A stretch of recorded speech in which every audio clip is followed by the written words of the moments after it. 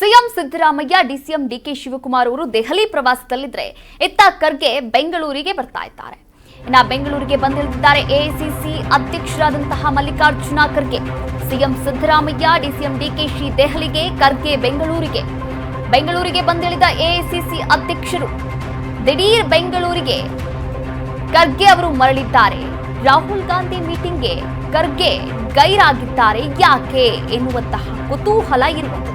ನೋಡಿ, ಇವತ್ತು ದೆಹಲಿಯಲ್ಲಿ ಒಂದು ಮೀಟಿಂಗ್ ಇದೆ, ಬ್ಯಾಕ್ ಟು ಬ್ಯಾಕ್ ಮೀಟಿಂಗ್ ಅಂತಾನೆ ಹೇಳ್ಬೋದು. ಈ ಒಂದು ಬ್ಯಾಕ್ ಟು ಬ್ಯಾಕ್ ಮೀಟಿಂಗ್ ಅಲ್ಲಿ, ಹೈ ವೋಲ್ಟೇಜ್ ಮೀಟಿಂಗ್ ನಲ್ಲಿ ಎಐಸಿಸಿ ಅಧ್ಯಕ್ಷರಾದಂತಹ ಮಲ್ಲಿಕಾರ್ಜುನ ಖರ್ಗೆ ಅವರು ಯಾಕೆ ಹಾಜರಾಗ್ತಾ ಇಲ್ಲ, ತೀವ್ರ ಕುತೂಹಲವನ್ನ ಕೂಡ ಮೂಡಿಸಿರುವಂತದ್ದು.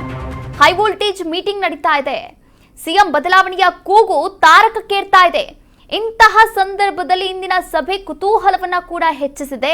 ಆದ್ರೆ ಯಾಕೆ ಎಐಸಿಸಿ ಅಧ್ಯಕ್ಷ ಮಲ್ಲಿಕಾರ್ಜುನ ಖರ್ಗೆ ಅವರು ಬೆಂಗಳೂರಿಗೆ ವಾಪಸ್ಸಾದ್ರು ಎನ್ನುವಂತಹ ಪ್ರಶ್ನೆ ರಾಜ್ಯ ರಾಜಕೀಯದಲ್ಲಿ ಭಾರೀ ಚರ್ಚೆ ಆಗ್ತಾ ಇರುವಂತದ್ದು. ನೋಡಿ, ಸಿಎಂ ಹಾಗೂ ಕೆಪಿಸಿಸಿ ಅಧ್ಯಕ್ಷರು ಅತ್ತ ರಾಷ್ಟ್ರ ರಾಜಧಾನಿಯಲ್ಲಿ ಬೀಡು ಬಿಟ್ಟಿದ್ದಾರೆ, ಅಲ್ಲೇ ಜಾಂಡ ಹೂರಿದ್ದಾರೆ. ಅವರ ಒಂದು ಮನವಿಗಳು ಏನಿದೆ ಆ ಮನವಿಗಳನ್ನ ಹಾಗೆ ಮನವರಿಕೆ ಮಾಡುವಂತಹ ನಿಟ್ಟಿನಲ್ಲಿ ಅಲ್ಲೇ ಜಾಂಡ ಹೂರಿದ್ದಾರೆ. ಎಐಸಿಸಿ ಅಧ್ಯಕ್ಷರು ಬೆಂಗಳೂರಿಗೆ ಬಂದಿದ್ದಾರೆ. ಆದ್ರೆ ಎಐಸಿಸಿ ಅಧ್ಯಕ್ಷ ಮಲ್ಲಿಕಾರ್ಜುನ ಖರ್ಗೆ ಬೆಂಗಳೂರಿಗೆ ಬರೋದಕ್ಕೆ ಕಾರಣವಾದ್ರು ಏನು? ಇದರ ಹಿಂದೆ ರಾಹುಲ್ ಗಾಂಧಿ ಜೊತೆಗಿನ ನಿರ್ಣಾಯಕ ಸಭೆಗೆ ಖರ್ಗೆ ಗೈರಾಗಲಿದ್ದಾರೆ ಎನ್ನುವಂತಹ ಮಾಹಿತಿ ಕೂಡ ಲಭ್ಯವಾಗಿತ್ತು. ಹೀಗಾಗಿ ಯಾಕೆ ಬೆಂಗಳೂರಿಗೆ ದಿಢೀರ್ ಅಂತ ಬಂದ್ರು, ಅಲ್ಲಿ ಸಭೆಯನ್ನ ಇಟ್ಕೊಂಡು ಎನ್ನುವಂತಹ ಒಂದಷ್ಟು ಪ್ರಶ್ನೆಗಳು ಕೂಡ ಎದುರಾಗಿರುವಂಥದ್ದು.